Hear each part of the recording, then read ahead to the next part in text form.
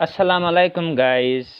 So I hope everyone will be fine. So watch my lecture on my YouTube channel Learners Club by going through the link in the description. Hope you all like it. Support me. If you are true learner, good listener or reader guys, we have to support each others.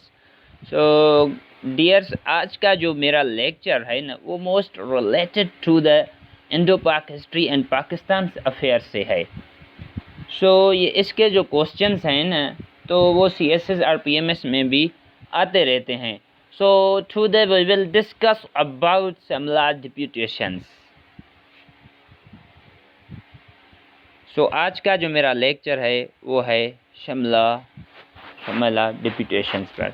सबसे पहले ऐसे है कि जो शिमला डिप्यूटेशंस है ना वो है क्या। दरअसल वो एक मीटिंग है between Muslim leadership and governor general India. इन दोनों के दरमियान एक मीटिंग है, उसको शिमला डिप्यूटेशंस कहते हैं।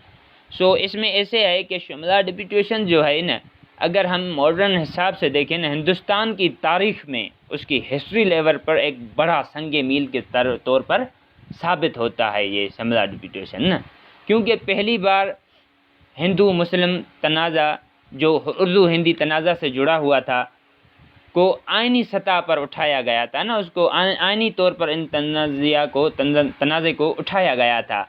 हिंदुस्तानी 1892 के जो इंडियन कौंसिल एक्ट से मुतमिन नहीं थे, वो सेटिस्फाइड नहीं थे इस एक्ट से। 1892 के जो इंडियन कौंसिल एक्ट का यानी कि एक्ट था ना, उससे हिंदुस्तानी मुतमिन ही नहीं थे। ख़ास तौर पर ये एक एक्ट मुसलमानों की मुनसिफाना नुमाइंदगी को यकीनी बनाने में हमेशा नाकाम रहा। ये हमेशा से नाकाम रहा मुसलमानों की नुमाइंदगी करने में या उन्हें यकीन दहानी दिलाने में। लिहाजा हिंदुस्तानी ज़्यादा ताकत के लिए एहतजाज कर रहे थे। वो एहतजाज कर रहे थे कि हमें ज़्यादा पावर दी जाए, और बढ़ते हुए सियासी जो प्रेशर और एम्फेसाइज थे और बढ़ती हुई जो समाजी बेचैनी की वजह से बरतानवी हुकूमत ने इंतखाबी इदारों से बरतानवी हुकूमत ने क्या किया कि हुकूमत ने इंतखाबी इदारों से मुतल्लिका आइनी जो इस्लाहात करने का फ़ैसला किया, उनके साथ डिसीजन किया। अमवार ने बरतानवी जो पार्लियामेंट है में हिंदुस्तानी बजट पर इजहार ख्याल करते हुए ऐलान किया बजट पर इजहार ख्याल करते हुए बरतानवी पार्लियामेंट ने कि हुकूमत कानून साज कौंसलों की जो नशिस्तों की तादाद है ना और उनके अख्तियारात में भी इजाफा करना चाहती है। हुकूमत क्या करना चाहती है? कानून साज की जो कौंसलों की नशिस्तें हैं, जो सीटें हैं, उनकी जो तादाद है और उनके अख्तियारात में भी उनको पावर देने में भी इजाफा करना चाहती है।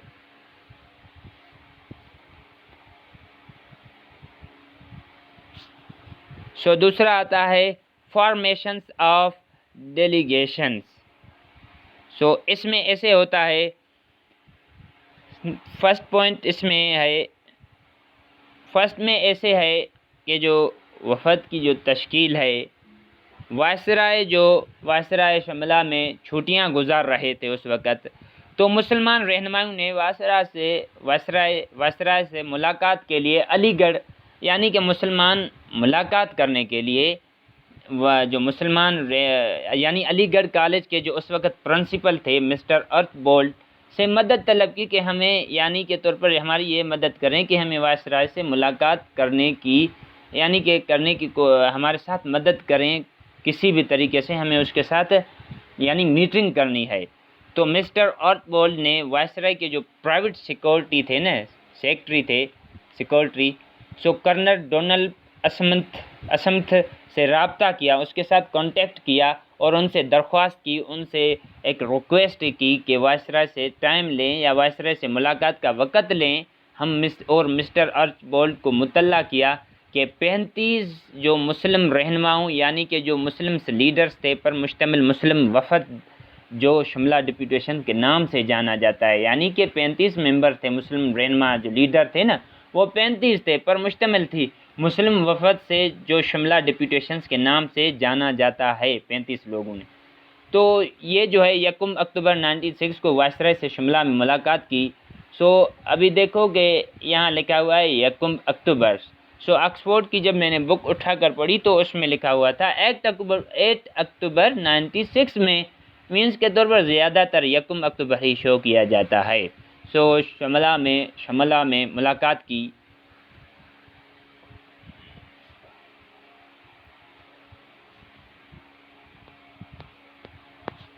सो अभी हमारे आते हैं कि डिमांड्स ऑफ शिमला डेलीगेशन। सो शिमला वफद के जो मुतालबात थे उस वक़्त, सबसे पहले हम आते हैं, सबसे पहले डिमांड्स ऑफ सेपरेट इलेक्टोरेट। सो इसमें ऐसे है कि जो अलहदा इलेक्टोरेट का मुतालबा था, ये एक मुसलमानों को कौंसलों के इंतखाबात में अपने नुमाइंदा मुंतखब करने का अख्तियार दिया जाए, यानी कि मुसलमानों को कौंसलों के इंतखाबात में अपने ही नुमाइंदे मुंतखब करने का अख्तियार दिया जाए, न कि हिंदू के नुमाइंदे हम उठाएं अपने लिए ना। तो इसलिए मुस्लिम हल्का जात को रेज़ोर कर दिया जाए ना, मुस्लिम हल्का जात को रेज़ोर कर दिया जाए, यानी हिंदू और मुस्लिम हल्कों को सेपरेट कर दिया जाए या अलग कर दिया जाए या अलहदा कर दिया जाए, ताकि मुसलमान जो वोटर है ना वो मुसलमान नुमाइंदों को और हिंदू जो वोटर है वो हिंदू नुमाइंदों को वोट दे। यानी कि जो मुसलमान वोटर है तो वो ज़ाहिरी बात है ना, मुस्लिम को सपोर्ट करेंगे, मुस्लिम नुमाइंदों को, और जो हिंदू वोटर है वो हिंदू को करें। पहला उनका मुतालबा यही था। सो दूसरे में हम आते हैं। दूसरे में ऐसे है कि demand for more seats than population. So दूसरे में ऐसे है आबादी से ज़्यादा नशस्तों का मुतालबा ना। सो उसमें ऐसे था जहाँ पर आबादी ज़्यादा होगी तो ज़ाहिरी बात है वहाँ पर सीट भी ज़्यादा दी जाए ना। सो जो मुसलमानों को उनकी तारीख़, जो हिस्ट्री है और सियासी अहमियत की वजह से उनकी आबादी से ज़्यादा नशस्तें दी जाएँ, जो आबादी है उससे ज़्यादा नशस्तें दी जाएँ ना, क्योंकि ये एक मुतालबा था उनका। सो तीसरे में ऐसे होता है demands for share in government services. सरकारी मुलाजमत में हिस्सादारी का मुतालबा कि सरकारी जो मुलाजमत है ना उसमें भी हमें जो वगैरह दी जाए या हिस्सा दिया जाए हमें भी ना। सो मुसलमानों को तमाम सरकारी और नैम सरकारी इदारों में एक ख़ास तनासब के मुताबिक मुलाजमत दी जाए, प्राइवेट हो या सरकारी हो, लेकिन मुसलमानों को एक ख़ास तनासब के हिसाब से उनको मुलाजमत दी जाए कोटा लेवल पर, यानी कि उनको सीट वगैरह दी जाएं। चौथे में ऐसे है कि मेंबरशिप ऑफ जज एंड एग्जेक्टिव काउंसिल। सो इसमें ऐसे है जजों और एग्जेक्टिव काउंसिल की रकूनियत। मुसलमानों को जो हाई कोर्ट्स हैं और सुप्रीम कोर्ट्स का जज बनाया जाए ना, ताकि वो फैसले करने के लिए उनके पास पावर भी होना चाहिए, यानी कि आप कह सकते हो कि हाई कोर्ट्स और सुप्रीम कोर्ट्स का जज मुसलमानों को भी बनाया जाए, ये भी उनकी मुतालबा था। उसके अलावा उन्हें वायसरे की एग्जेक्टिव काउंसिल की रकूनियत के लिए नामज़द किया जाए, जो वायसरे की एग्जेक्टिव है ना काउंसिल, उसकी रकूनियत के लिए भी नामज़द किया जाए। और चलो पांचवा है representations in the senate and senate of universities. So पाँचवें में ऐसे होता है सेनेट और यूनिवर्सिटियों को सेनेट में नुमाइंदगी, यानी मुसलमानों को यूनिवर्सिटी और सेनेट की सेनेट में नुमाइंदगी भी दी जाए ना। मुसलमानों को यूनिवर्सिटी है या सेनेट है उसमें नुमाइंदगी करने की भी अख्तियार दिया जाए, ये भी उनका मुतालबा था, यूनिवर्सिटी लेवल और सेनेट के लेवल पर नुमाइंदगी दी जाए। सो 6 नंबर पर आता है कि जो making of Muslim university.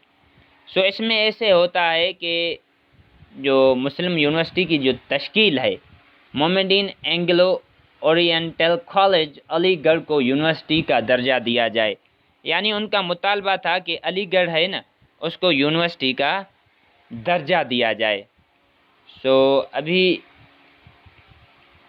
Response of viceroy Mantu, means के उसका रिप्लाई का क्या था, जो उन्होंने मीटिंग की, उन्होंने अपने मुतालबात उसके आगे पेश किए, जो 6 थे 7 थे जो मुतालबात थे।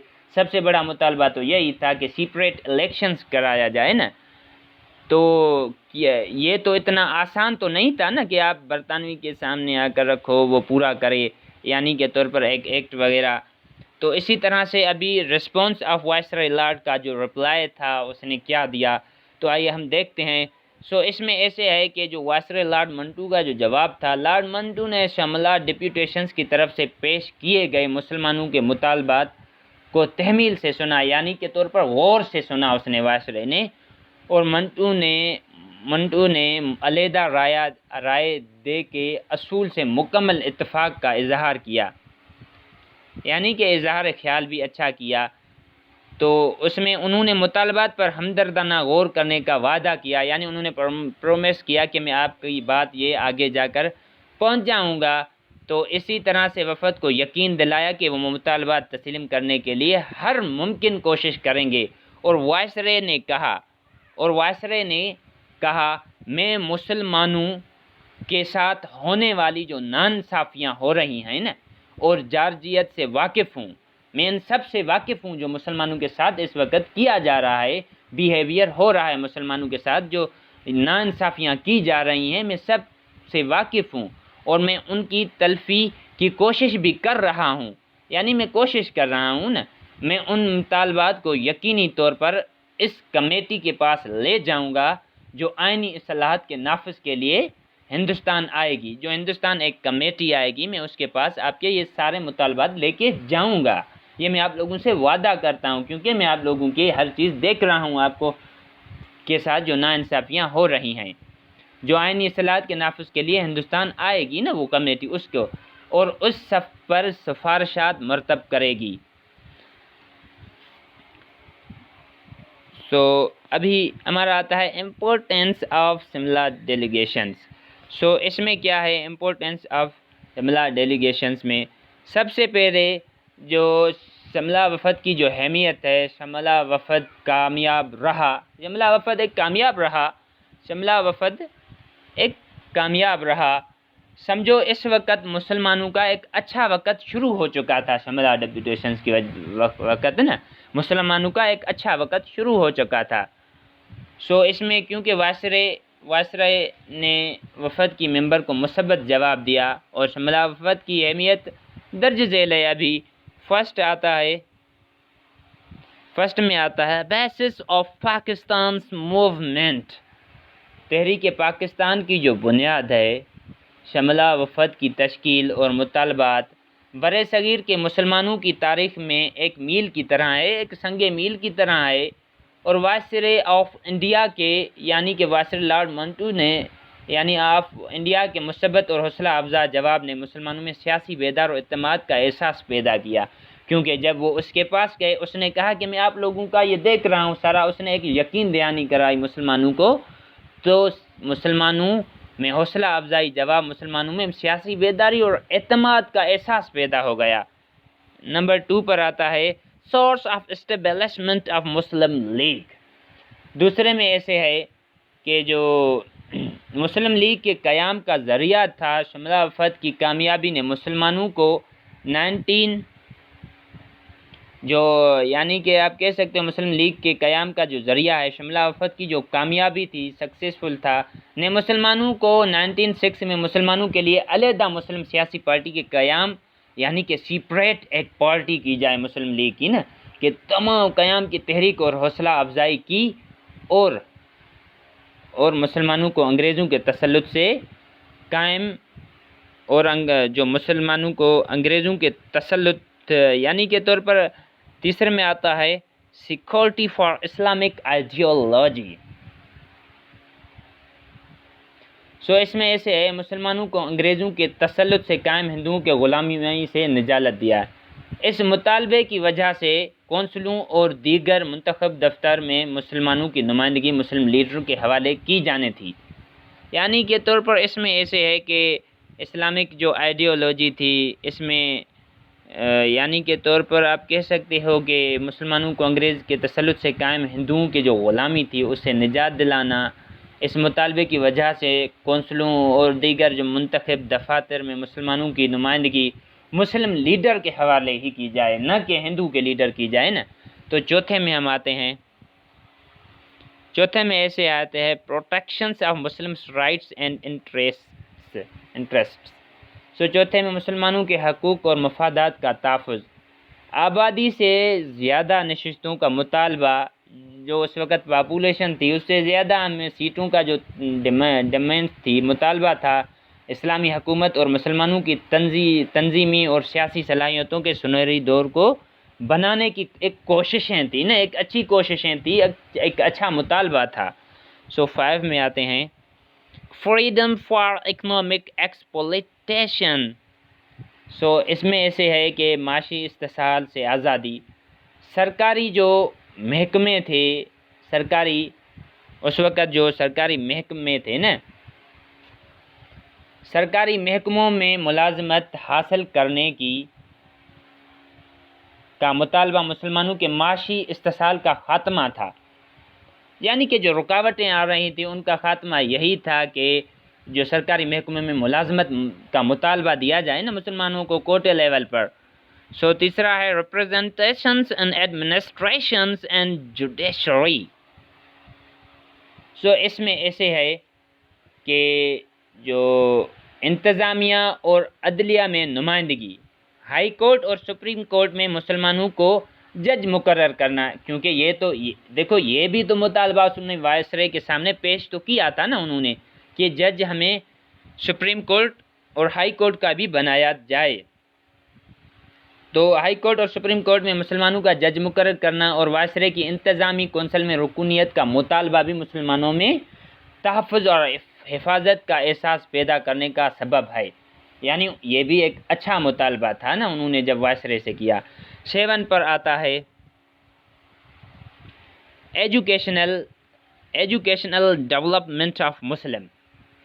इसमें क्या होता है कि मुसलमानों की जो तालीमी तरक्की थी, उन्होंने यूनिवर्सिटी की सेनेट और सेनेट में नुमाइंदगी का मुतालबा किया और अलीगढ़ जो मोहम्मदीन एंग्लो ओरिएंटल कॉलेज जो यूनिवर्सिटी का दर्जा दिया जाए ना, उसे तो यूनिवर्सिटी का दर्जा दिया जाए। Aligarh Mohammedan Anglo oriental college को यूनिवर्सिटी का दर्जा दिया जाना चाहिए। और तालीमी तरक्की और सियासी जो इंतज़ामी थी ना, शहूर की बेदारी, इंतज़ामी शहूर की जो बेदारी थी और सियासी इंतज़ामी और शहूर की बेदारी के लिए नागज़ थी। सो अभी हम आते हैं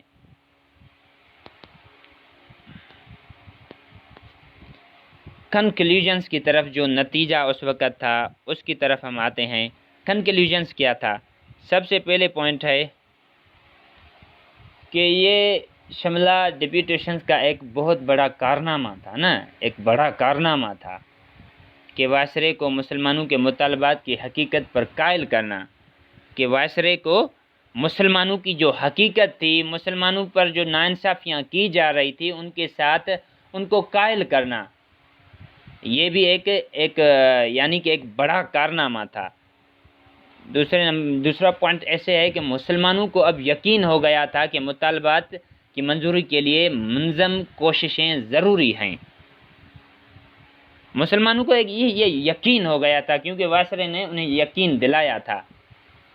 तीसरे पर होता है, तीसरे में ऐसे होता है, तीसरा पॉइंट आता है कि जो अलहदा राय देंदगान का जो सबसे अहम मुतालबा हुकूमत ने कबूल कर लिया और 99 के मंटू मोरले असलाहियत में शामिल कर लिया गया, 1919 में के असलाहत में शामिल कर लिया गया। सो चौथे नंबर पर आता है एट दिस टाइम, यानी के तौर पर इस वक़्त मुसलमान कांग्रेस छोड़ चुके थे, लीव कर चुके थे कांग्रेस को मुसलमान, और उनके पास अपने मुतालबात पेश करने के लिए कोई सियासी प्लेटफार्म नहीं था। उनके पास ऐसा कोई मुतालबात करने के लिए कोई सियासी प्लेट मौजूद ही नहीं था, एक फॉर्म था ही नहीं। उन्हें कांग्रेस के झूठे प्रोपेगेंडे का मुकाबला करने के लिए, जो झूठे यानी प्रोपेगेंडे थे का मुकाबला करने के लिए, अपने मफादात के तहफ़्फ़ुज़ के लिए एक फॉर्म की सख्त ज़रूरी थी, एक सख्त प्लेट होना चाहिए। उन्होंने अपने मुतालबात किए। So thanks for you watching my channels। सो ये आज का जो मेरा लेक्चर था वो शिमला डिप्यूटेशंस पर था। मैंने इन डिटेल्स में आप लोगों को लेक्चर्स प्रोवाइड किया। तो अभी इसको देखकर आप कमेंट शेयर जो भी क्वेश्चंस इसके हवाले से आ सकता है आप पूछ सकते हैं। So thanks for you watching my channels and subscribe करना न भूलें हमारे चैनल को। So thanks of you so watching my channels. Allah हाफिज़।